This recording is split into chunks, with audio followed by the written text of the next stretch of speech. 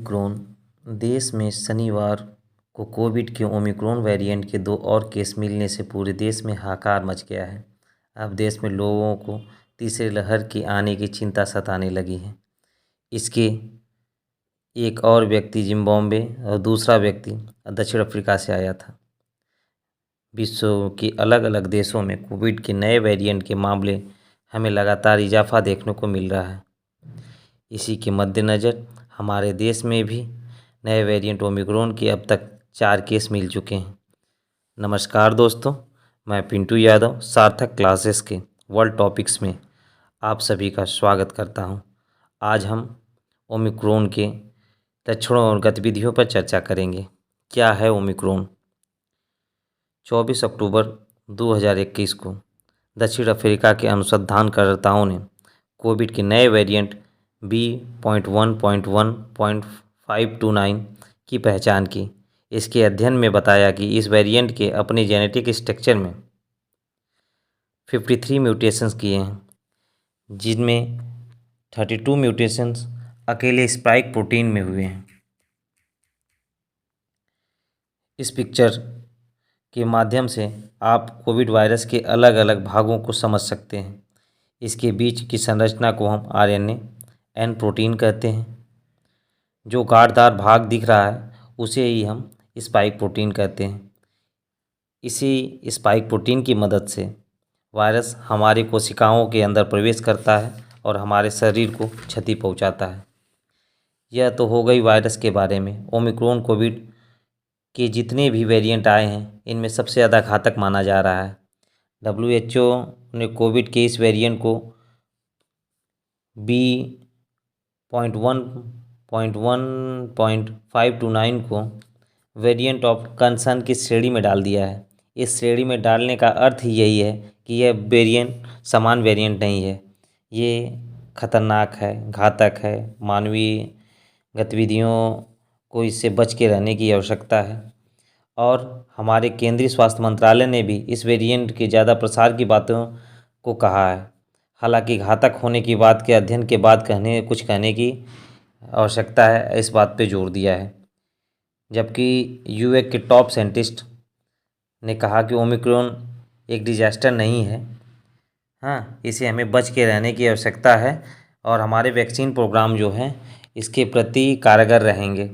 जबकि वहीं के एंड्रयू पोलार्ड ने इस बारे में कुछ पहले बहुत जल्दी कहने से बचने की कोशिश की। सत्यता तो यह है कि अभी तक इस वेरिएंट के बारे में जितना अध्ययन किया जाना चाहिए अभी तक नहीं हुआ है, जिससे किसी भी इसके प्रभाव के बारे में हम गहन चिंतन कर सकें। पर वायरस के एक सामान्य गुण देखे जाते हैं। जो कि वायरस ज़्यादा फैलते हैं वो उतना घातक नहीं होते हैं, और जो कम फैलते हैं वो ज़्यादा घातक होते हैं। पर कोविड के कुछ वेरिएंट इस सामान्य गुण के विपरीत भी कार्य कर रहे हैं, जिससे इस वेरिएंट के बारे में यथार्थता जो है वो हम समझ नहीं पा रहे हैं। इसके बाद भी हम आशा करते हैं कि हमारे देश में जो प्रभाव है वो इसका कम रहे, क्योंकि हमने 127 करोड़ लोगों को लगभग कोविड वैक्सीन के 1 या दोनों डोज लगा चुके हैं। अफ्रीका में स्थिति बेकाबू इसलिए हो गई क्योंकि वहाँ वैक्सीनेशन प्रोग्राम जो है वो काफ़ी कम रहा, इसलिए वहाँ ओमिक्रॉन ने तबाही मचाई है। जबकि हमारे देश में वैक्सीनेशन कार्यक्रम जो है काफ़ी अच्छा चल रहा है, ज़्यादा से ज़्यादा लोगों को लगाया जा चुका है, इसलिए हमारे देश में हो सकता है इसका प्रभाव कम रहे। लेकिन चिंता के सबब ये भी है कि इस नए वेरिएंट ने 5 साल से नीचे बच्चों को भी ज़्यादा बीमार किया है। ऐसी न्यूज़ हमें अफ्रीका से अब देखने को मिल रही हैं। ये पूरे विश्व के लिए अब सोचने का विषय है, क्योंकि पूरा विश्व ही लगभग 5 साल के नीचे बच्चों को कोरोना की वैक्सीन कोई डेवलप नहीं कर पाया है अभी तक। तो बच्चों के लिए ये ज़्यादा ही समस्या की बात रहेगी।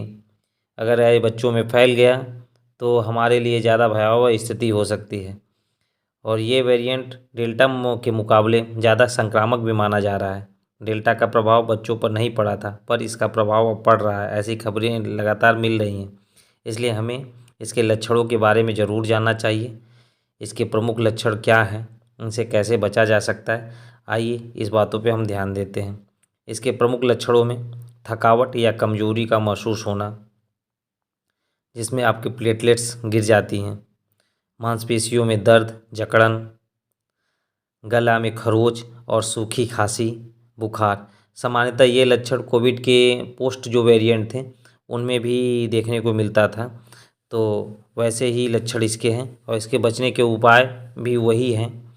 वैक्सीन ज़रूर लगवाएं। वैक्सीन लगवाने से हमारे शरीर में एक अलग से उस वायरस से लड़ने के लिए एक क्षमता डेवलप होगी। घर पे बाहर निकलने से पहले मास्क और सैनिटाइज़र ज़रूर लें और सामाजिक दूरी बना के रखें। अपने परिवार के किसी भी सदस्य में लक्षण दिखने पर RT-PCR ज़रूर कराएं और उसे हॉस्पिटल में भर्ती करवाएं। इन बातों का ध्यान रख के हम देश में प्रसार को कोविड के नए वेरिएंट के ओमिक्रॉन के प्रसार को रोक सकते हैं। दोस्तों, अगर हम इन बातों का ध्यान दें तो कोविड के इस लड़ाई में हम कोविड को हरा सकते हैं। धन्यवाद दोस्तों। अगर आपको वीडियो अच्छा लग रहा हो, अगर किसी आप मुद्दे पे और वीडियो बनवाना चाहते हैं या देखना चाहते हैं तो मुझे कमेंट बॉक्स में जाके कमेंट ज़रूर करें।